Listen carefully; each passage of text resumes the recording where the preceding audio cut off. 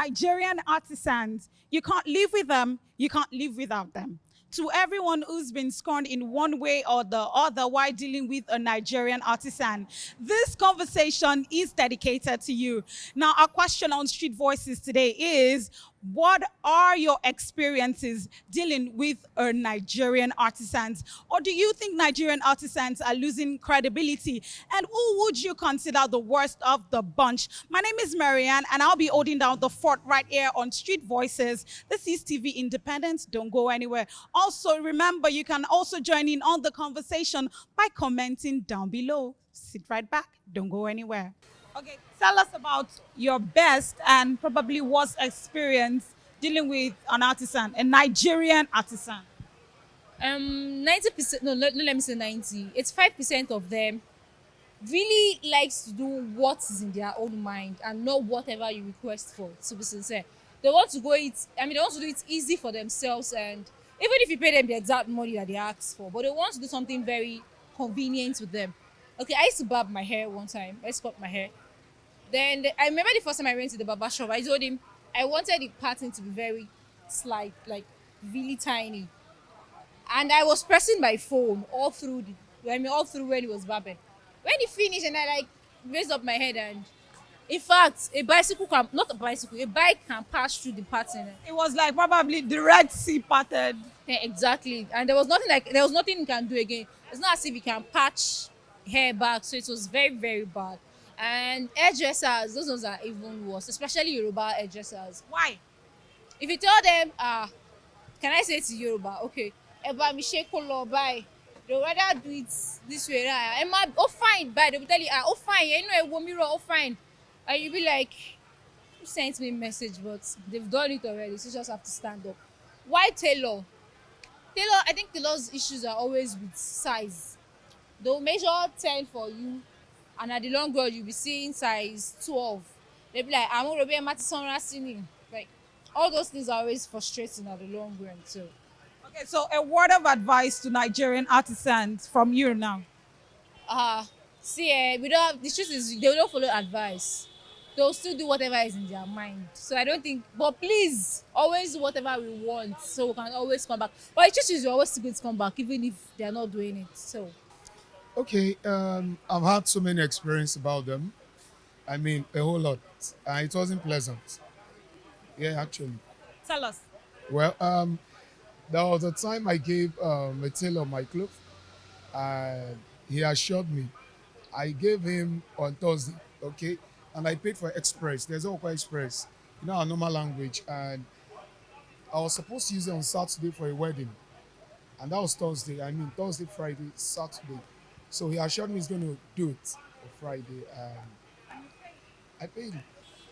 And lo and behold, Friday morning, how far? Is like, I'm almost done. Afternoon, ah, okay, it's just the button. And lo and behold, Friday night, I mean, so devastating. How far? Because then I've checked his shop, he's not around. I mean, and I had to call him after like several hours, and he told me it's not ready. That something happened, he got arrested, so many blah blah blah. And How did you react? I mean, my head just blew off. And when my head blows off, it's like I can't talk. I was dumbfounded. I was like, is this happening? But anyways, he tried Saturday morning. He made it happen because I threatened him. I told him so many things that I wouldn't do, but I have to say it so that he can. Did you go back to him eventually? The guy is good. He's good actually. I think I made one or two clothes with him. Tell us about your good experience dealing with them. Have you had any? Definitely. I think my good experience is with my printer. Okay. Once I give him a job, man, he delivers. I think that was good enough. So would you say Nigerian artisans are losing their credibility, or would you just say few of them, or how would you what would you say to them? Actually, in every Sodom and Gomorrah, there's always a lot. Anyways, so rating the percentage, though, I think I can understand. Many of them, they are good to the level that they have to collect so many work. So they are choked. They just want to collect the money and just, no, they already know those they would do and those they won't do. So I think it's not that they are not good at what they are doing. They are good at, but because of probably the situation, they need money, money, money. So they just choke themselves with a whole lot of work. They are doing good. What of advice to them right now? How would you advise them? Well, integrity is key. I mean, whatsoever you do, your integrity speaks better. So if you know you can do five work, I mean, take the five and explain to your customers that, okay, I won't be able to meet up for the rest. Can you wait? If it's no, let them go. Your integrity, in fact, over time, they will know that no, if I give this guy my job late, he might not be able to do it. So they will walk ahead. They will give you the job so that you can meet up. I think that's cool. Okay, anyway, my best experience was the day we had a work to do, and we call on a guy, a plumber, to come and help us with the job for the house. And the time he gave us, we were not able to come at that exact time, but we were so as in, we were so kind of surprised that the guy was there before us, and he'd been there before us. He came with all his equipment, which we were thinking we'll get this, we'll get that before coming. But we were surprised the guy was there, and this guy did a good job. And after the job, the amount we told him that, please, so this is not the amount we were supposed to give him, but he said no, that is even okay. That so the experience was okay and a good one, yes. Then the bad one, which we know that Nigerian we normally, even me, I won't exclude myself. They said that there's something that they normally say, that a white man, if you bring a ready-made thing now, it looks good and decent. There's a cloth which a friend of mine sent to me, and I like the cloth, and I had the material, which I asked a tailor to help me make something such as this, to be as this perfect. But at the end, I discovered that what he did was far more different from A typical case of what you ordered versus what you got. exactly what I ordered wasn't what I got. Which everything he had the material, which he was supposed to do exactly what. I don't know why Nigerian we can't do exactly what that thing is. Okay, so what was your reaction when the tailor brought the cloth? What will I do? I was just kind of like, my wow. But if I do this thing like this now, you see, do and wear. Do and wear. See this thing, not be like that for you, what they sew. Okay, one time I was really, really ill, and I went to the barber to get a haircut, and he was, trying to cut my hair and gave me this very, very serious cut. And when I went to the hospital, they told me to go and do HIV test. I was scared to hell. You get, like, I was really scared, but it came out negative. Since then, I got myself my own clipper because I don't want to get infected.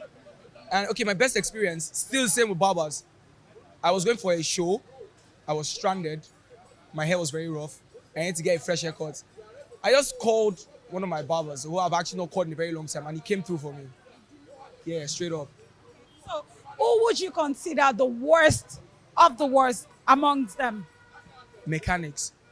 Yeah, Have you had any person? of course. My generators, cars, they keep stealing things from them. Yeah.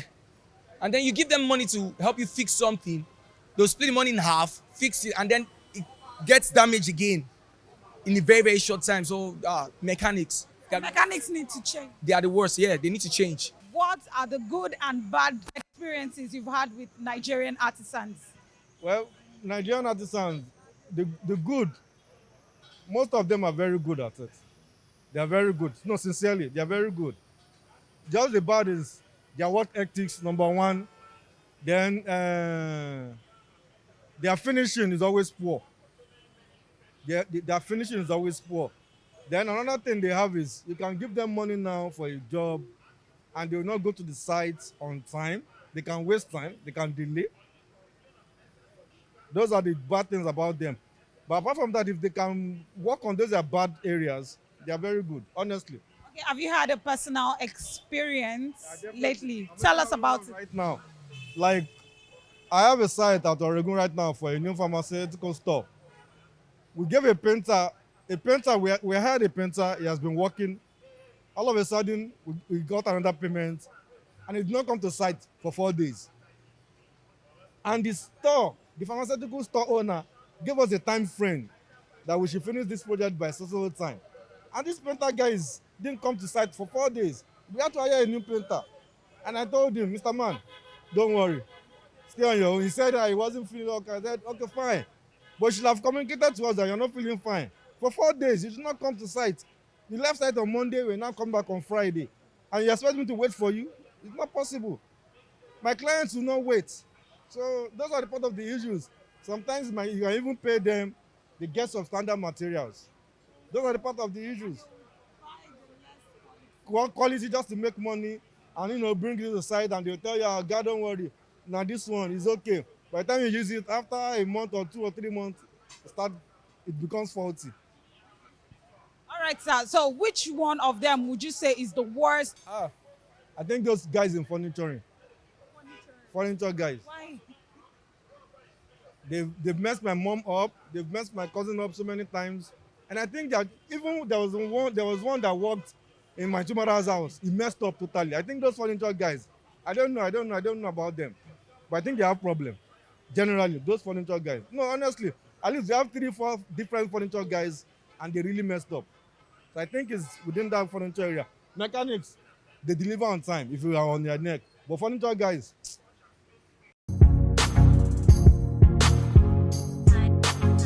Whether you're a tailor, barber, hairdresser, or whatever vocation you find yourself, remember integrity is key. Thank you for watching this episode of Street Voices on TV Independent. My name is Marian, signing out.